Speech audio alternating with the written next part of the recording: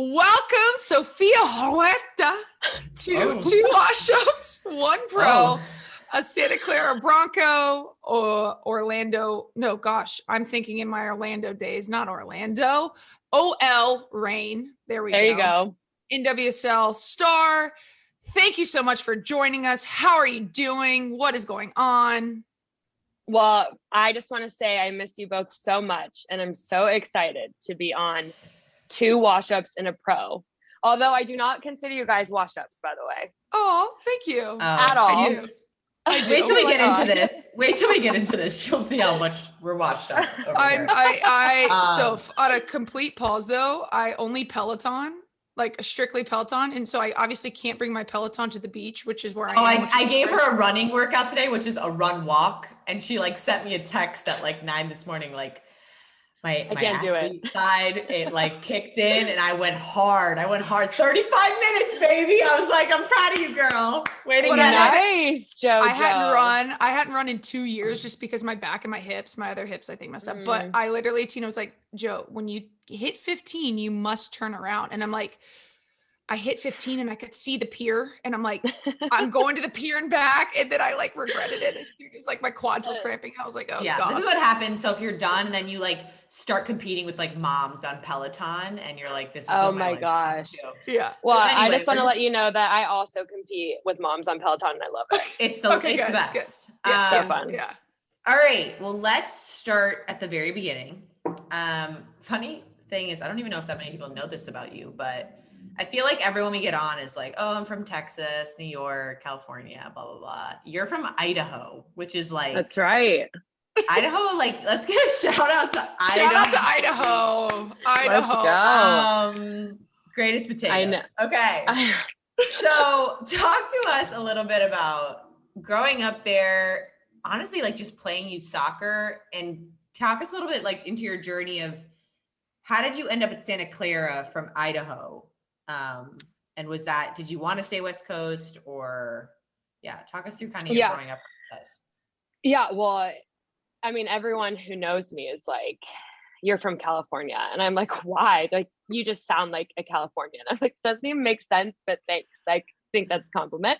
But Idaho is different. I mean, it wasn't the most competitive, place to grow up. I was kind of, at the time, just kind of always one of the best in all sports, to be honest. It's just not a very competitive soccer community. I think it's gotten better, but at the time, for me, when I was growing up, I did ODP. I'm not sure about you guys, but did ODP. And just to put things into perspective, Idaho sometimes didn't have to have a team, didn't have enough players to go and form an 18-man roster. So I had to go with the United team, which for people who don't know, that means basically so many people from Southern California, right, can't go. So it's a couple of SoCal players, a couple of New Mexico players, a couple of Idaho players.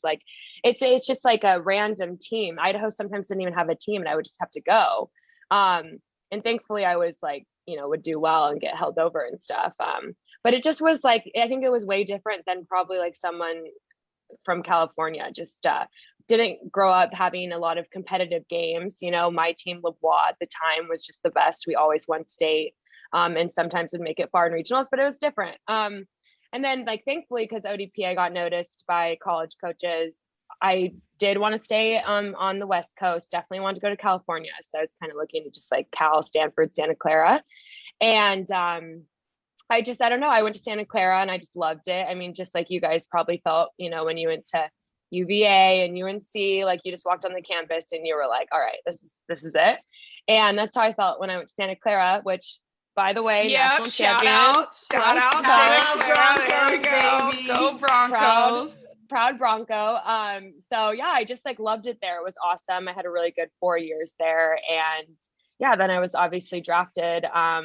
Well, not obviously, but I was drafted to Chicago in 2000. Obviously. It's an obviously. It's obviously. Not but obviously. I have a question though. And now that I'm a college coach, I now kind of look at Coach Joe. Coach Joe. I look at kind of the scene of growing up, do you think with all kind of this, just the main ECNL and like these main leagues, that you would have been as identified? Because ODP really isn't a thing anymore. Do you think you would have been, do you think it would have been way more difficult for you to be identified, / do you think more people are slipping through the cracks? Sorry, no, that's a loaded question, but no. I just don't know enough about like, I don't know about ECNL, or what's the other thing? There's like a GA or DA. Yeah. Like I know nothing about that. So I'm like not quite sure.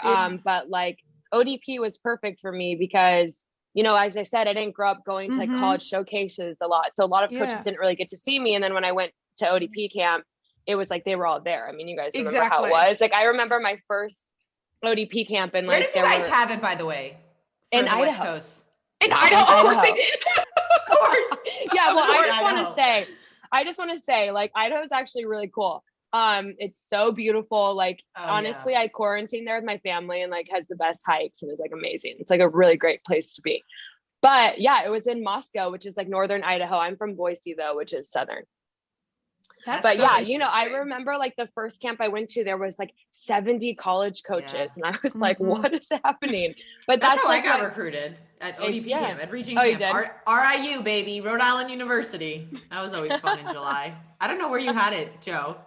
Where'd you have yours? They had, so it was with in Montevallo, Alabama, which was hot. Yeah, hot. I can imagine. I didn't go to Region Camp. Oh, Joe just got recruited at like 7. She was like 7 when she got recruited to UNC. So like whatever. Shush. Oh my God. That's a little young. So yes, you mentioned, so obviously you go right into Santa Clara, start as a freshman, you make an immediate impact there. And your sophomore year, you play in the U20 World Cup with the Mexican national team. So your father is Mexican. So you have dual citizenship. Ooh. Talk about kind of going through that process of, at a young age, choosing to play for the youth Mexican national team. And then I think you know where this question is going to lead into, of how you switched and getting all into that. But I first want you to kind of answer about picking the Mexican national side of your heritage and going through that U20 process. Yeah. Well, I want to just say really quick, I started as a center back at Santa Clara. Just so you know, I don't, that's actually something a lot of people pause that? Fun fact. Sofia Huerta, go ahead. Sofia Huerta started as a center back at Santa Clara. Holy moly, Callie. Okay. Go. Yeah. So I literally, it's like, that's another thing about like growing up in Idaho. Like, I don't know how to say this without like kind of sounding like, just say but like I was saying, just say it. We just say it. Just say it. It just You're like wasn't. We're gonna say it anyway. So guys, it just like was not very competitive. So like I would start at forward, and like growing up, like literally up until I was like 18, I would start at forward, and then if I scored, they would move me back to center back, and then like real life, that's what would happen.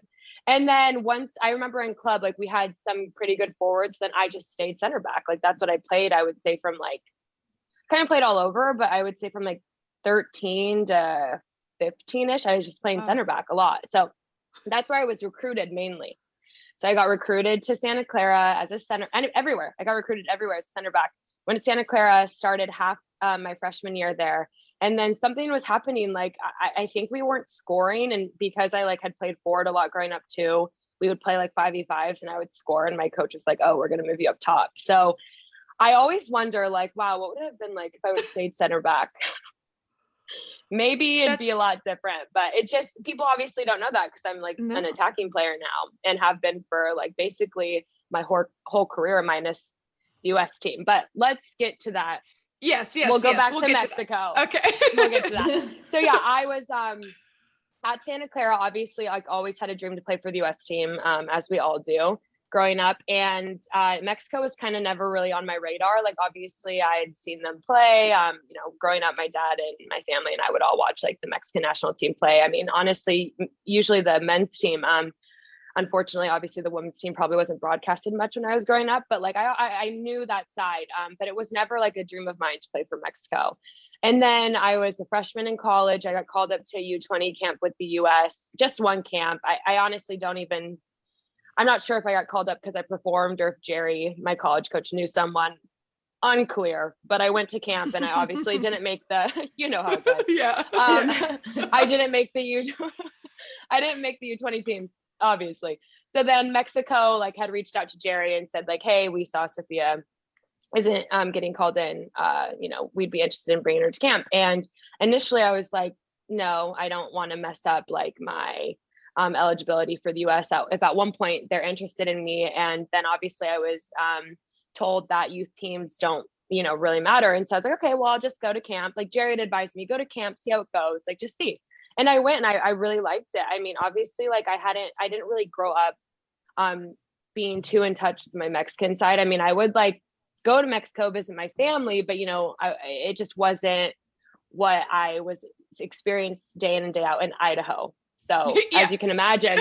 So then I went to camp and I like loved it. I loved it so much. I thought it was so fun. A few of the girls actually are from America. There's a lot of Mexican Americans. So it just kind of felt like natural. And I just thought, look, this will be a good experience. And it was. Like I went to the U20 World Cup. We did really well. We advanced to the quarterfinals, which was like the first time a Mexican team had done that. So it was awesome. I made like some really good friends. Obviously, as you guys know, like got to travel like to some cool places. You know how like some of your best memories are when you like traveled and played with your old teammates and everything. So I got that experience. And then after the U20 World Cup, then the full team called me up, the Mexican full team. And I had a really hard time deciding if I should do that because the rules kind of unclear when someone gets cap tied, like it's just not clear. So I kind of thought if I make this decision to play for the full team, then like the US is kind of out. And at that point in my life, I was like, it's Mexico. Like I was 19. I was like, I'm going to play for Mexico. So I played in, I now know it was a non-FIFA tournament. So it didn't cap tight me, but I played 4 games with the Mexican national team and one was against the US. And just to let you know, we played them and literally lost 8-0. And I was on the bench and I was like, you know, maybe I'm going to like just see where life takes me. Cause at that point I was like doing pretty well at Santa Clara. Like I don't know, for you, maybe you guys, it was different, but like growing up, like being from Idaho, I was like kind of an underrated player in my opinion. Like I would do well, but I was never like the next player. I was not really getting called into camp. So like, I really didn't know like what was a reality. So I was a junior at Santa Clara and I started scoring goals. I was kind of getting recognized like by, you know, top people or journalists, whatever. And I thought like, okay, well, like maybe this could be for reals. Like I could maybe make the national team. And I was playing with Julie Ertz like every day. And I mean, obviously she's amazing, but I kind of knew like what the measuring standard was. Exactly.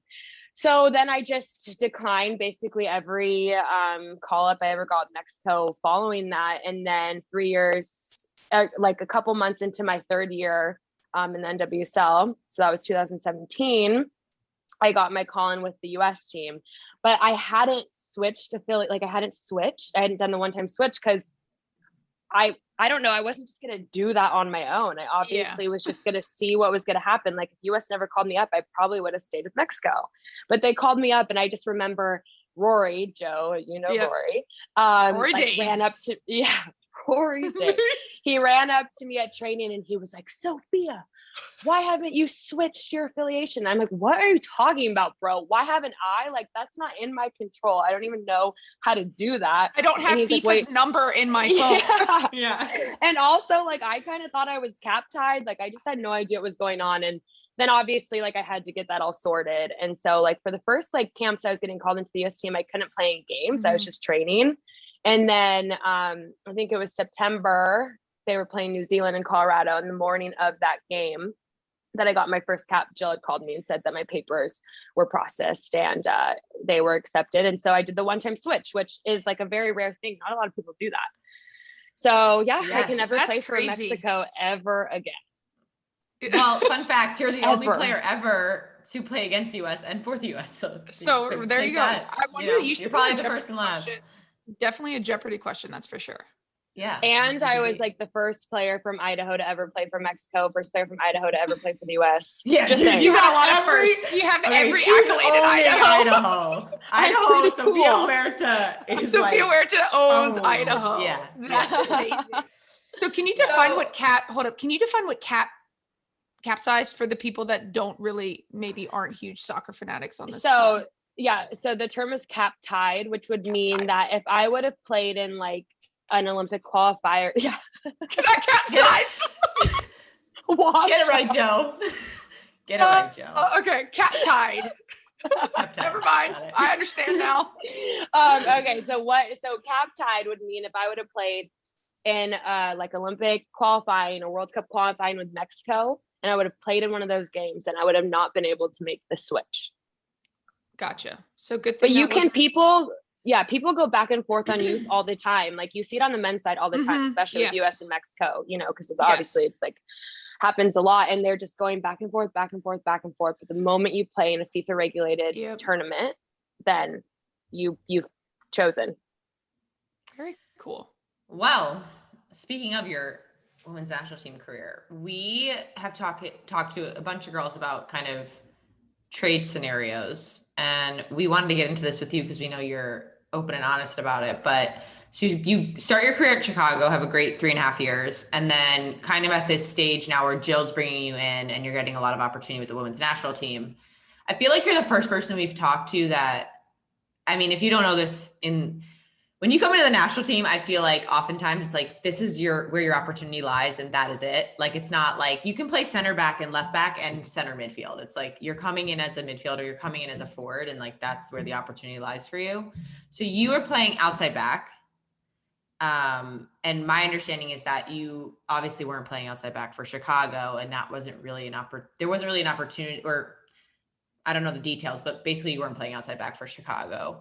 And then you were kind of a player, which go players, because I feel like no one does this, but you took the initiative to say, okay, like I want to progress with the women's national team. I need to get more experience with outside back position with my team.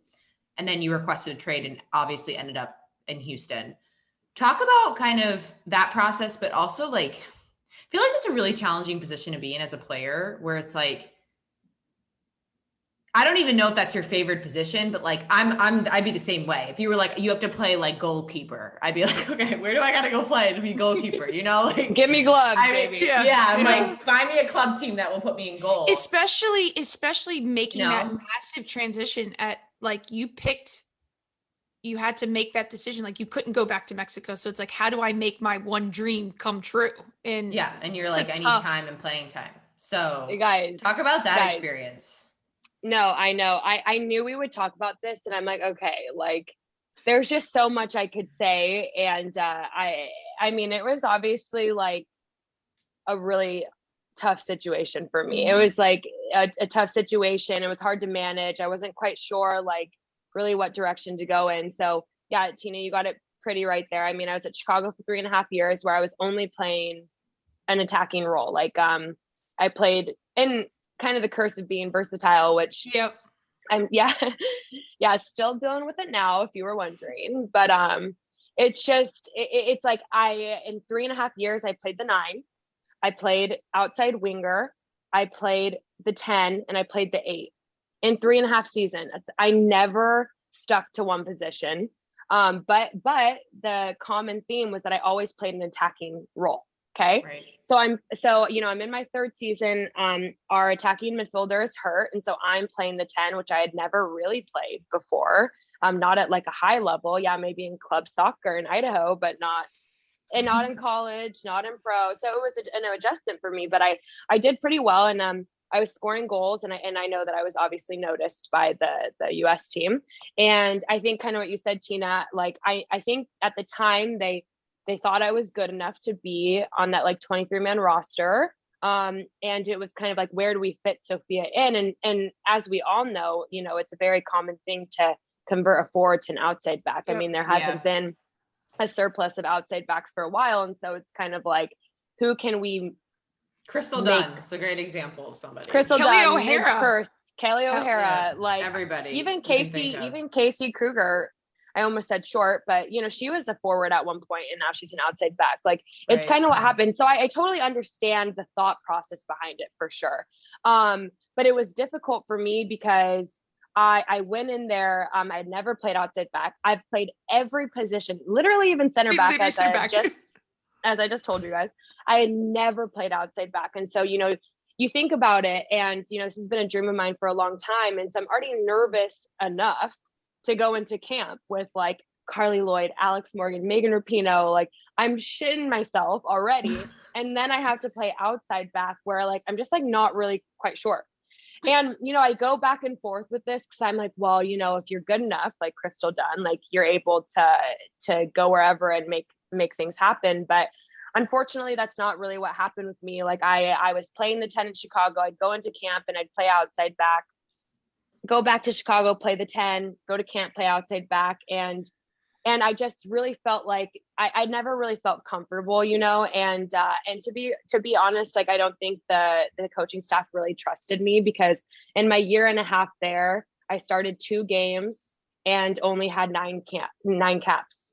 So I just think it was kind of like, oh, you're good enough, but we don't really know how to fit you in. And so just to rewind a little bit, when I was in Chicago, Jill had told me, hey, we need you to get more reps at outside back. Like, can you ask Rory if he'll play you there? And like, in Rory's defense, like, he didn't want to move me to outside back because he had outside backs and I scored goals for Chicago. So he's like, it's not my job to, do this for the national team. Like, I'm going to play you where I think you're best. So obviously I never got really a chance there. Well, ironically, he did play me there one time. And the irony in all this, which I'll explain a little bit, he played me there one time. Okay. So then I'm like, well, he's never going to play me at outside back. I need to ask for a trade. And that was the advice I had gotten from the national team coaches. They were like, hey, see if you can go somewhere where there's no outside backs. They need an outside back and they'll play you there. Like, that's something that you need to move forward with. So then I was like, you know what?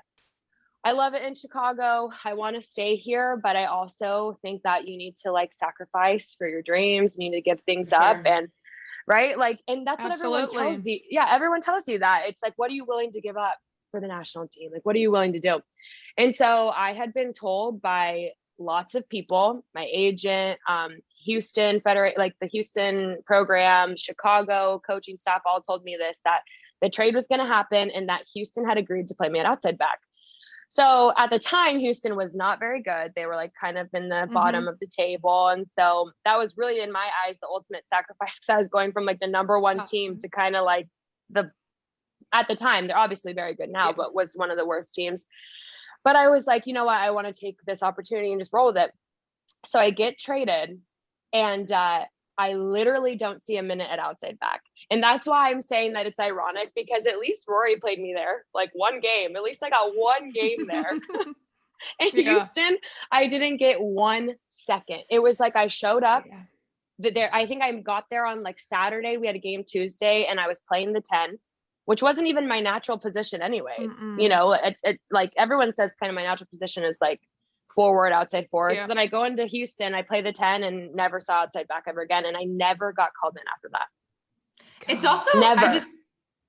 I mean, I was an outside back, so I can say it's probably the most unforgiving position. Like, if you're not used to playing there, it's like when you have people like Lynn Williams coming at you, it's like, if you don't know what you're doing, she's going to run right past you and either cross the ball. Oh, no, like that literally happened to me at camp one time. Like, just to tell you what you just said, like that literally happened to me. Like, Lynn, me too. When I was with the Courage, I was like, oh God, she's that fast. Okay. I've never seen a human that fast, but that's okay.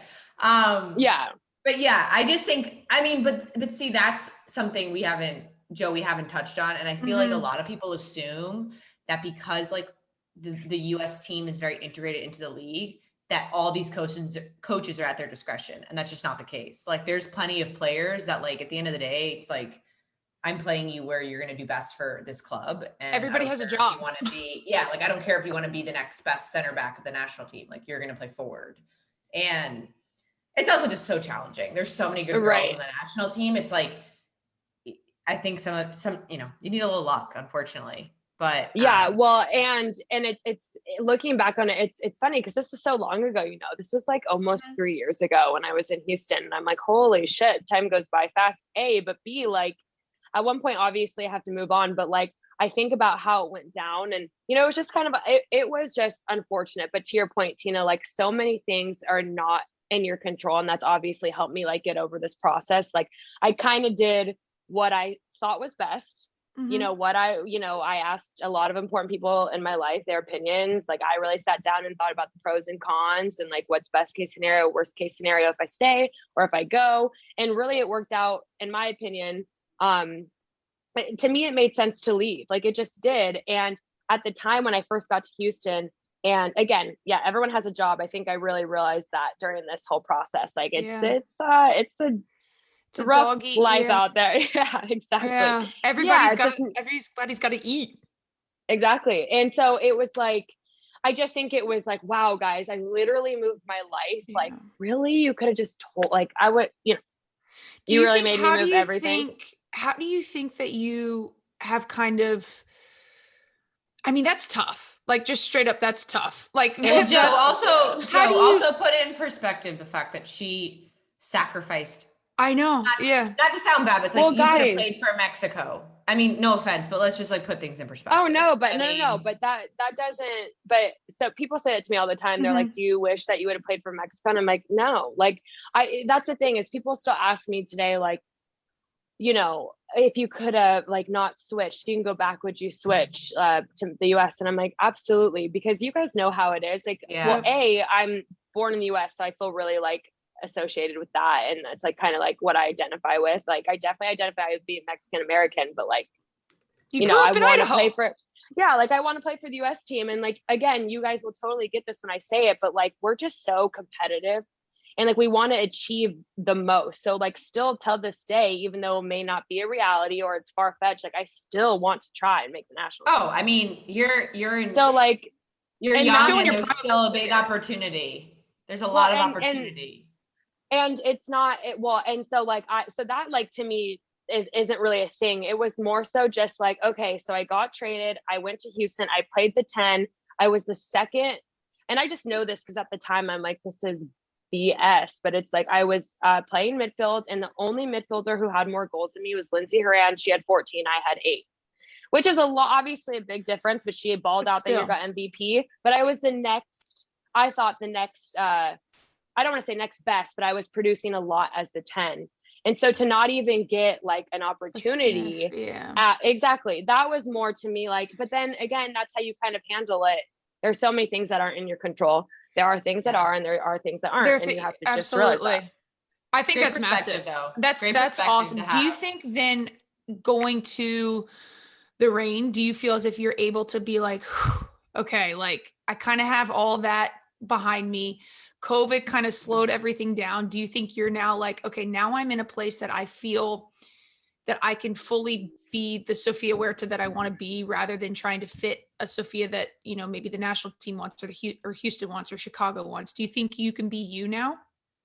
Yeah, well, that was the idea behind it all. Because even just to add on to the shittiness of all this, I like decided to go to Australia, and I'd played in Australia before as an attacking player, and I had gone to a bunch of teams that year after I stopped getting called in with the national team, and was like, hey, I just need games at outside back, just need games. Again, another situation where I was just like doing whatever I could, like not really being myself, but being like, okay, I need to do whatever I can, what I think I need to do to get on that team. And so Sydney said they would play me at outside back, and so I went to Australia, played 14 games at outside back. We won the championship. I scored in the grand final as an outside back. Still nothing. Crickets. Like, jinx. So really none of this is in my control. So so then I wanted to do one more year at Houston, because I just felt like, hey, I came mid-season, like, you know, we didn't do great that year. I think we ended up like maybe 7th place, but I definitely saw potential with the team and like wanted to stay. But I just, after the year of being there, I didn't feel like it was like the best place for me. And you know, I don't know if it was like, I couldn't get over the fact that like, they kind of not, and it wasn't anyone's fault. And again, who do you really blame? But I was just kind of like, I don't really want to be at this place who, you know, told me they were going to put me an outside back, and then I've just come and played the 10. And, you know, it wasn't where I felt like, I just didn't feel like I was going to get better. And it wasn't anyone's fault, but, you know, I maybe could have had a better perspective when I was there. But I was like, look, I want to kind of go somewhere else. You know, the Pacific Northwest is more my vibe. I've always wanted to play for the Reign. Actually, when I was in Chicago, and I requested that trade. The Reign was like a team that I know showed interest. Obviously I didn't end up getting traded there right away, but I knew that was kind of a place I wanted to be. Like I had heard really good things about the Reign on and off the field. Obviously they've always been like a top team. So yeah, I that was the idea. Like, okay, I need to kind of like clean slate, no more trying to play outside back, just like go and do what you know how to, like what to do, which is, you know, score goals, assist, you know, help the team in any way that I can. And so far, obviously being here has been like, it's been nice. I mean, it was a weird year with the Challenge Cup and like COVID. Mm-hmm. Yeah. Like it was weird. The world definitely went on pause and, you know, some weird shit. Especially in that part of the country. Like, I feel like it's still comparably. I mean, I'm in North Carolina. They barely wear masks now, but no, Georgia, I know. Georgia exactly. was open I feel like for Seattle. Yeah. I feel like Georgia never closed but Seattle was like locked and loaded for a long time. Oh, well, yeah, we had to go do like our preseason in Montana because we like legally could not train in like a big group here. But yeah, and then so it's been really fun. Like in the Challenge Cup last year, I was injured, so that was unfortunate just because I kind of felt that was like a good opportunity for some players to get noticed. Obviously, you've seen some new faces on the national team because they performed in that Challenge Cup, and that kind of like sucks. But you know, we had the fall series, and now we had the Challenge Cup this year. And now we're like 4 games into the season. Mm-hmm. So it just goes by so fast, but I'm obviously really happy to be here and just like want to get back to playing. Yeah. Me and Tina were watching. I can't remember what game it was, but we were like, Soph's killing it. And we were like, I texted you that. Yeah, we were both like fire emoji. I was like, yeah, we were like, so oh my gosh, guys. You look free. You look like you just I just feel like this is a different Soph. Like, I feel like your perspective is so great. And I love we love how honest you are. And just, you are who you are. Like, I love someone like that, but I also feel like you have to enjoy the time you get, right? Like, you don't know how long you're going to play the game. And I do think what I tell people is I think there's going to be a big opening after this year. I feel like we're kind of in a rush cycle because of COVID. It should have been now, but because the Olympics is so quick, I feel like once the fall comes, I think we're going to see a lot of people getting more opportunities. So they'd be foolish not to give you an opportunity. The TWAPs support Sofia Huerta. We're going to start we'll call our people. We'll call our people there. We know some people. No, I appreciate that. And like, to be honest, like I definitely feel like good where I'm at and obviously have to keep moving forward, but it's still like, it can still be like challenging. I'm sure you guys feel similarly where it's like, or did at one point, because you have this like dream for so long and then like, it sometimes feels like it's like further and further and further away. And like, whether that's because of injuries or, cause I know you guys dealt with that or like, just other people are doing better, like whatever it is. What I think is massive, and I don't think a lot of people talk about, is that we talk about, the 23 that make it and the 23 or the 18 or the 20 that are constantly being called into camp. But there's a lot of people that have been kind of pulled up, pulled down, on the fringe, pulled up, kind of here. And like, we have feelings. Like the people like, and you're kind of one of the first people that have really been able to openly and honestly speak about your feelings. And I think that's massive to everybody listening out there, is that like, it's tough. Like, so the soccer world is tough. I also feel like when you, like, now that we're out of it, you kind of step into the world and it's like a little bit of a different reality. And you realize like, we've kind of been programmed that it's always like, what are you reaching for? Every day is about like getting better. You have to get better or reach for something. You have to make it to the pier and back. Well, and I feel like sometimes you lose sight of the moment and it's sad because then it's like 2 years gone by and you're like, I feel like I've been not asleep, but like I haven't been conscious. Like I've just been so dead set on one goal that it's like, it's either failure or that. And it's like, that's not the case. Like you're meeting great people, you're enjoying the game, you're healthy. Like there's so many positives from the situation, but that's just how we're programmed in a weird way. And then you like walk in the world and everyone's like not caring. They're like, I tell this story all the time. My first week on the job, I'm working in a corporate job. And one of my like coworkers sort of goes, hey Tina, like, you want to get drinks tomorrow after work? And I looked at her like, drinks? It's a Wednesday. And she's like, it's a Wednesday. Oh, I can have drinks on a Wednesday. Like, I don't have practice tomorrow. Yeah. Like, it's just so different. Like, it's so different. And so I'm glad to hear that you're more in the moment. Despite, I mean, it's different. You're going to always be looking towards something. For sure. But. Well, and that's the thing, like, guys, seriously, if you would have talked to me like a few months ago, I probably wouldn't be this calm, but like, you have to start, like, you have to work on these things, because like what you just said, like, it's so easy. It's so easy to just like look forward all the time, and you don't really like sit and you don't like appreciate what's happening like today, and like what really matters. Like for a while it was like, I mean, you know, in the past it was like I'd wake up like, how do I get on the national team? How do I do this? Oh, I have to play good next game. Oh shit, I didn't score. Like, I'm not going to get called in. Oh, I'm not starting this game. Like, oh, I'll never be on the national team. Like, those were like thoughts that I like had. It's suffocating. Okay. And it sucks. And then it's like, you kind of get to a point where it's like, okay, I want to be on the national team, but like, also I'm like, there are so many other great things about me. And like, this sounds really deep, but like, when my time has come, I'm gonna hope that people say like, oh, she was so awesome, such great energy. Like, I'm not gonna care that they're like, oh, she like was on the national team for a little bit. Like, get to put things into perspective. You do. Yeah. Well, and like the reality of it is like, we're so like, kind of what you're saying too, we're like in this little community and we care so much about women's soccer, and it's like obviously awesome. And I know I'll always follow it for, you know, the rest of my life, but also like, can you just like wake up, have gratitude, like focus in what's in front of you. And like, I have so many friends who've retired and they're like, I put so much pressure on myself. Like, if I could go back, I would just have more fun. And that sounds so simple. And like, when I say that, it's like, well, duh, but like, sometimes it's not fun. Like sometimes we don't make it fun. And like, and it's okay to say that and feel that. You don't have to pretend it is what it is. And recently I've just kind of been like, well, okay, I get to play soccer for my job.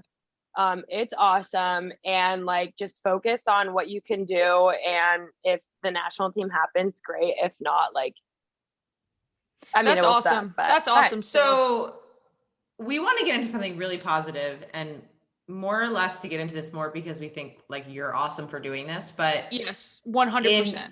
During the pandemic, you raised $16,000 for the Loveland Foundation. Which is so like, I feel like, let's just give her a quick give her a quick round of applause there. I like want to point this out because I feel like we've talked a lot about soccer and that's great. But to your point, we know the Soph that has so many other great qualities, one being a generous person. And so can you just talk about how like you got involved in that and why that was kind of something that you put as a priority during, I mean, just a horrible year for frankly everybody? For sure. Yeah. I mean, that was obviously like such a difficult year for so many people. And I feel so lucky because I play on a team that, you know, does have a lot of, we have a lot of diversity, and we had a lot of Black girls on our team. And so it was incredible to kind of hear like what they were feeling at the time and what they had gone through and just the experience they had as Black girls growing up, and, you know, the lack of opportunity or whatever they felt, you know. And so that was just like, and because our team was really good about it. I mean, we met like every week, and I think they kind of inspired me to just like help more. And I was just kind of sitting there like, well, what can I do? Like, you know, at the time, the only thing I could think of is like raise money for a foundation that I like believe in and I stand behind. And I had known about Rachel. She's like the starter of the Loveland Foundation for a while. Like, I follow her on social media. She's very like, she's cool. I like what she stands for. And I just like have always known about the Loveland Foundation. And I just thought, wow, well, this is a great foundation to try to raise money for, which just to give people background on the Loveland Foundation, it's a foundation that raises, money for Black women and girls to get therapy and to get help with mental health that they wouldn't have access to, based off of maybe like not having the funds or resources to get therapy. So I thought, okay, well, how do I get money? Okay, well, soccer fans are crazy and they love cleats and jerseys. And so I just thought, well, okay, I'm going to sell or auction off my signed national team jersey and my cleats. And then I just thought, well,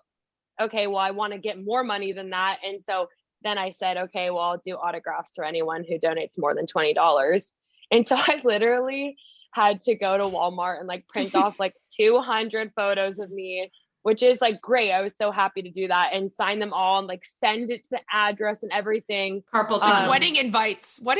I know. I was like, autographs. I was like, maybe there was probably a better way to go about this, but whatever.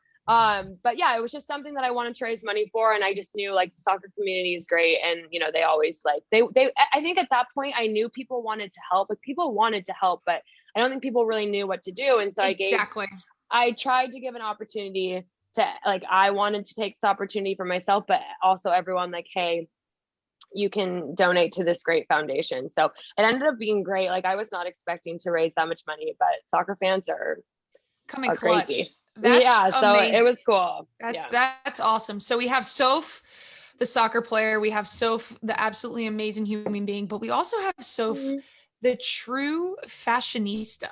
Now you're on our list, top 5, baby. You're on our top 5 on our top 5. Yes. You are a top 5 TWAP trendy dresser. We're gonna have to figure out we're gonna have to figure it out, but we'll figure it out. But what kind of like I know that you've always been on the cutting edge, but what inspires you in your fashion, in how you want to dress? Like what's your also give us background on the absolute smoke show runway of the OL Reign. Every game, I'm like waiting on Instagram. Like I don't even care about the results. I'm gonna see this. No, you guys, it's so funny because actually I wasn't, because every team that I played on, it's like you show up in like sweats and you go to the game. Yeah. And this is like the first team I've been on where it's like, dude, people like try really hard. Shout out to Ziara King, our TWAP guest last season. Yeah, Z got on. Yeah, she looks great. She's looking good. Exactly. And so like the first couple games, like I wouldn't dress up, and then I would see like half the team, they'd be dressed up and they'd have so much fun. Like, the runway, come to the locker room, like music's playing, everyone's like, oh my God, you look so good. And I'm sitting there and I'm like, I need to get involved. Like I need to be a part of this. So I started dressing up. Last game was my first time, and it was a hit. It was a hit, I will say. I gotta refresh my memory. Keep going. Well, I was wearing like a little Letterman's jacket. It was off-white. I straightened my hair. I had leather pants on in like 75-degree weather. Yes. You know. Oh yes. A little Chanel necklace. Yeah. She's stunning. I can't believe I didn't like that. Oh, there we go. I mean, just an adorable. I just liked it. I'm gonna comment right now. Listen, fun fact: no one looks at posts anymore. They only look at stories. Absolutely. I know. Tag yourself. And it messes up with your timeline. It's not an ego thing. Just tag yourself. Yeah. And you can't scroll. Like it's not chronological. Okay, I just commented for you. Oh my gosh, thank you. Thanks. But look, what's my motivation? Well, I don't know. I feel like a few years back, obviously, I was kind of like, dating this guy who was into like fashion. So I kind of learned more about it, and I was like, like I can wear sweatpants and look really cool, and people, and people like won't think I look like I'm not trying. And that sounds fantastic to me. So like I usually go comfy. Like comfy, big clothes. Like that is like probably my, like you should see how many sweatshirts and sweats I have. I mean, it's a lot. Well, it helps also when you're an Adidas athlete because they have the originals or like all of that stuff. So cool. Well, and that's another thing that's like so great. Shout out Adidas is I don't really have to spend money on like, like looking those sweatshirts. So then maybe I can spend more money on like trendy sweatshirts, Exactly. Or like a nice little necklace. Yes, exactly. But I don't know what motivates me. I don't know. I just like, I mean, I like to, find things that people haven't really seen before. It's like just going online and searching through like websites and, seeing it and like really thinking like, is this going to look good? Right. Like, I'm not like super into it. I'm not like Megan Rapinoe. I mean, I think she's like another level. She was wearing, but I mean, I like to, I don't wear nothing twice. She don't wear nothing twice, but she looks good. I know. I definitely wear the same thing twice for sure. But yeah, I just obviously want to like look cool and it feels good. I mean, the rate. Oh, okay. You look cool. You're welcome. Well, with our last few minutes here, we do a little rapid fire. I'm so bad at this. I know, but you just have to like whatever comes to mind. They're not that hard. Okay. All right. You ready? Yeah. Favorite coffee drink? Iced vanilla latte. Beautiful. Describe yourself in 3 words. I don't know. Competitive. caring, and big heart. I don't know if that's a word, but perfect. Yeah. Love that. Favorite team to play in the league? Also, whether that's home or away, what's your favorite team to play in the NWSL? I like to play Chicago. At Chicago or home? I haven't played them at Chicago yet with the Reign. I did with Houston. Yeah. Well, I like when we played them last time we were here. We won 3-2. It was sick. So let's play home. That was the game. Yeah, okay. That was the game. Yeah. What's your current like favorite take? I mean, you're in kind of a foodie city. Like your current favorite takeout right now? Thai food and or sushi. Love that. Is there a specific spot that you'd like to shout out? The Koi is a great sushi place here in Tacoma, and also Thai Pepper Thai Kitchen is the best Thai place here for sure. That's what it's called, Thai Pepper Thai Kitchen. So it's a mouthful. Television show you've recently binged? Schitt's Creek. Oh, the best. Yes. So oh, amazing. That I mean, okay. A lot of and stuff. then people get weirded by this, but who's your current favorite teammate? Current. It changes, we know, but right now it changes hourly. Gosh, probably McNabb. Never! My girl! I love Never. Dude, shout out to her sister too. She's a new aunt. I know. I know. Well, McNabb and I are very close, but also our dogs are best friends. So we hang out a lot. Absolutely. Well, thank you so much, Soph. This was so fun. God. And we love having you. Thank you. Thank you. So much fun, guys. Sophia. Thank you for having me on.